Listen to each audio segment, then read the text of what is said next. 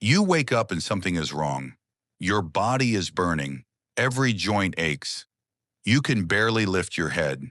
There's no doctor to call, no pharmacy down the street, no medicine cabinet, no one who even understands what's happening inside your body. You're 50,000 years ago. Your fever is climbing, and the only people who can help you have never once in their lives seen a hospital. So what do? For 99% of human history, getting sick wasn't a personal inconvenience. It was a crisis that the entire group felt. And the way ancient humans responded to illness tells us something uncomfortable about how far we've come and what we've lost in the process. Let's start with what we know for certain. Ancient humans got sick constantly. Parasites, infections, broken bones, infected wounds, tooth abscesses, respiratory illness. The fossil record is filled with evidence of disease and injury. But here's what the bones also show. A remarkable number of ancient humans survived things that should have killed them. A healed femur fracture found in a 50,000-year-old Neanderthal skeleton in Shanidar Cave, Iraq. A jaw infection healed over in a 1.8 million-year-old skull from Dmanisi, Georgia. Survival wasn't rare, it was the pattern. So what were they doing? The first response to illness was the same one your body still runs automatically today. Rest. Not the guilty, anxious rest of a modern person checking emails from their couch. Real rest. When someone in a hunter-gatherer group got sick, the group slowed down for them.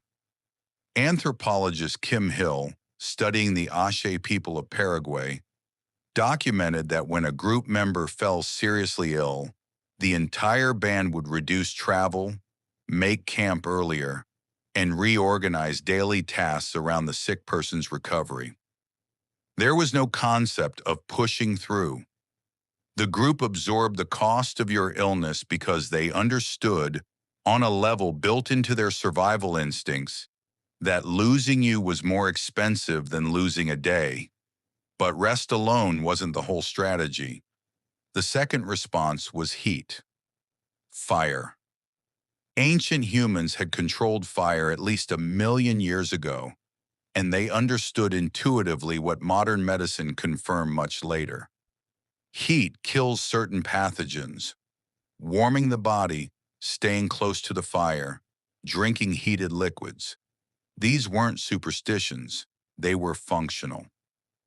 Ethnobotanist Paul Allen Cox, studying traditional healing practices across dozens of cultures, found that the use of heat as a treatment appears in virtually every pre-modern society on Earth, independently developed, repeatedly, because it worked. Then there were the plants. This is where it gets remarkable.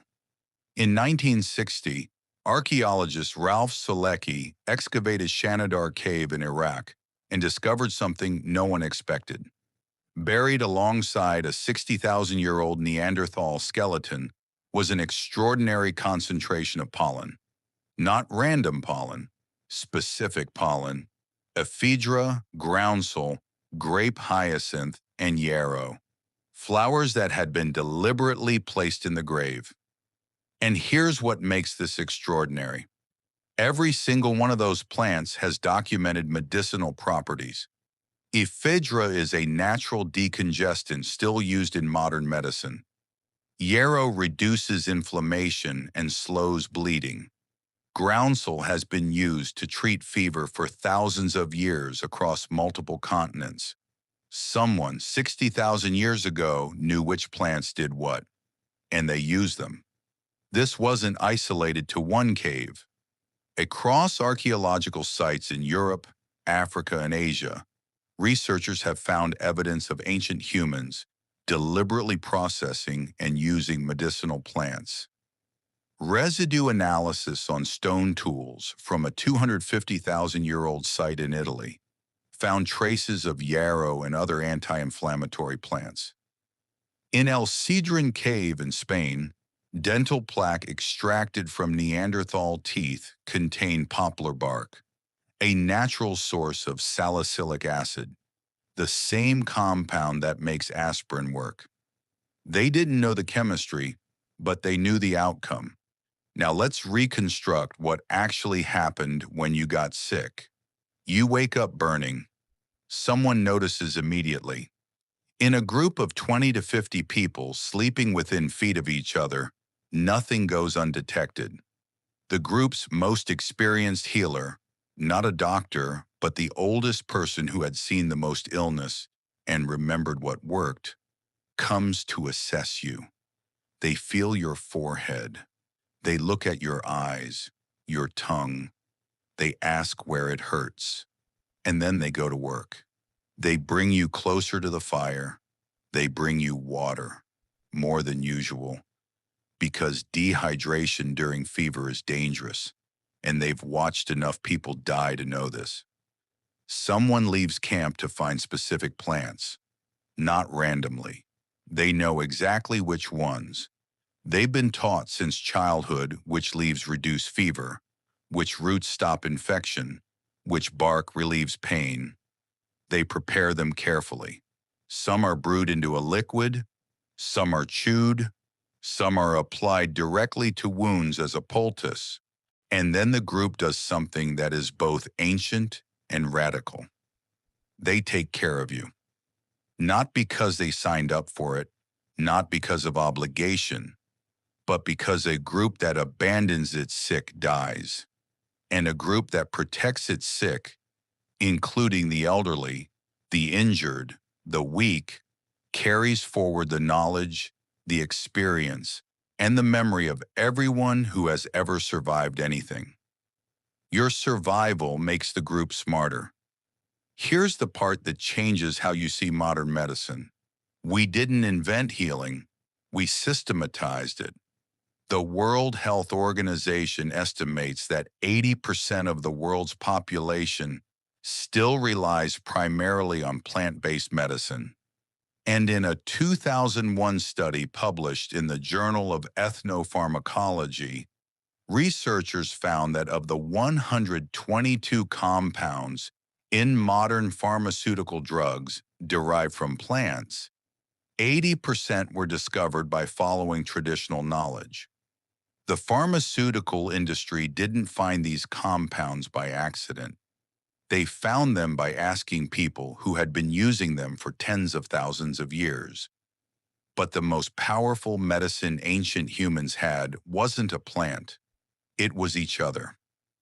In 2015, a landmark study by Julianne Holt-Lunstad at Brigham Young University analyzed data from 148 studies covering more than 300,000 people. The conclusion was stark. Social connection is as important to survival as not smoking. Loneliness increases mortality risk by 26%. People who are cared for when they're sick recover faster, experience less pain, and live longer than people who are sick alone. Ancient humans didn't know the data, but they lived the truth of it every single day. There's one more thing. The people who knew the most about healing, the elderly, were kept alive specifically because of that knowledge. A grandmother who had survived 3 fever outbreaks and knew which plants worked was worth more to the group than almost anyone else. In a world with no written records, she was the medicine cabinet. She was the library. Keeping her alive wasn't sentiment, it was survival strategy. Today you get sick and you reach for a pill designed by a pharmaceutical company, tested in a lab, and sold to you by a system that didn't exist 200 years ago. And that system has done extraordinary things. It has eliminated diseases that killed millions. It has extended human life in ways no ancient healer could have imagined. None of that is nothing.